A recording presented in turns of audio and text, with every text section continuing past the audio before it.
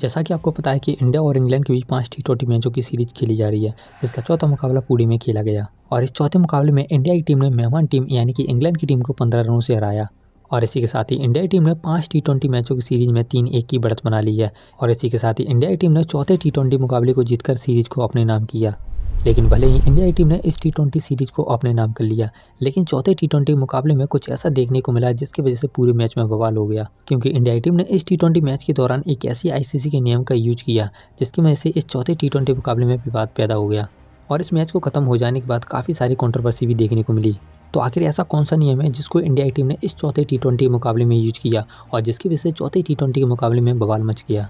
अगर आपको भी आईसीसी के इस नियम के बारे में नहीं पता है तो वीडियो को लाइक और चैनल को भी जरूर सब्सक्राइब कर लेना, क्योंकि इस चैनल पर आपको क्रिकेट से रिलेटेड अपडेट्स देखने को मिलते हैं। आपको सबसे पहले बता दूं तो जितने भी इंटरनेशनल मुकाबले खेले जाते हैं वो सभी आईसीसी के नियमों का यूज करते हैं। और आईसीसी के जितने भी मुकाबले कराए जाते हैं वो सभी आईसीसी के नियमों को फॉलो करते हुए खेले जाते हैं। और आईसीसी ने सभी इंटरनेशनल मैचों के लिए काफ़ी सारे आईसीसी के नियम बनाए हैं और आईसीसी के सभी नियमों का यूज इंटरनेशनल मुकाबलों में किया जाता है।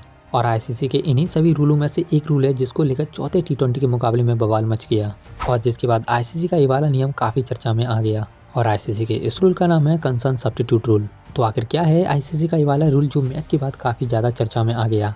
आपको बताएं तो इस नियम के दौरान अगर किसी खिलाड़ी को सिर से लेकर गर्दन के बीच अगर किसी अंग पर चोट लगती है तो इस रूल का यूज किया जाता है।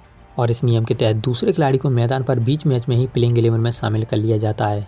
मतलब किसी खिलाड़ी को किसी गेंदबाज के द्वारा फेंकी हुई गेंद सिर से लेकर गर्दन के बीच में किसी भी अंग पर लगती है तो उस खिलाड़ी की जगह दूसरे खिलाड़ी को प्लेइंग 11 में शामिल कर लिया जाता है। और ऐसा करने पर तब लागू होता है कंसर्न सब्स्टिट्यूट रूल। लेकिन इस नियम को यूज करने से पहले मैच का जो रेफरी होता है वो इसका फैसला करता है कि कंजर्सन सब्स्टिट्यूट रूल जायज़ है या फिर नहीं।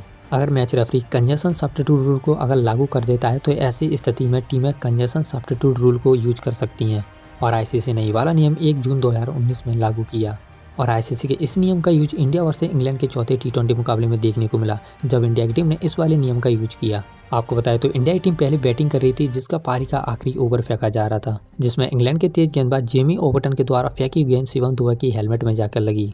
और शिवम दुबे के हेलमेट से गेंद टकराते हुई टीम इंडिया के फिजियो चेक आए और शिवम दुबे को चेक किया।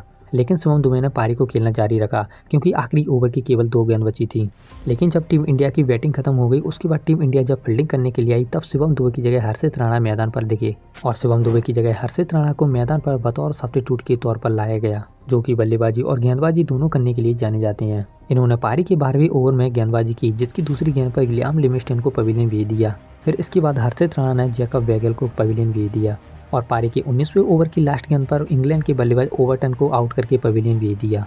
और इस विकेट के साथ ही हर्षित राणा ने टीम इंडिया की जीत को पक्का करा दिया। और हर्षित राणा ने अपने 4 ओवर के स्पेल के दौरान 3 अहम विकेट लेकर 33 रन दिए और यही वो 3 विकेट थे जिसकी वजह से इंग्लैंड की टीम को इस मुकाबले में हार का सामना करना पड़ा। क्योंकि अगर हर्षित राणा शिवम दुबे की जगह बतौर सब्स्टिट्यूट के रोल पर अगर नहीं आते तो हो सकता था कि इंग्लैंड की टीम इस मुकाबले को जीती है, क्योंकि हर्षित राणा ने अपनी गेंद से इंग्लैंड के 3 विकेट झटके जो हो सकता था कि इंग्लैंड की टीम को जीत दिला सके। तो वैसे आप आईसीसी के इस नियम को लेकर क्या कहना चाहोगे, कमेंट करके जरूर बताना।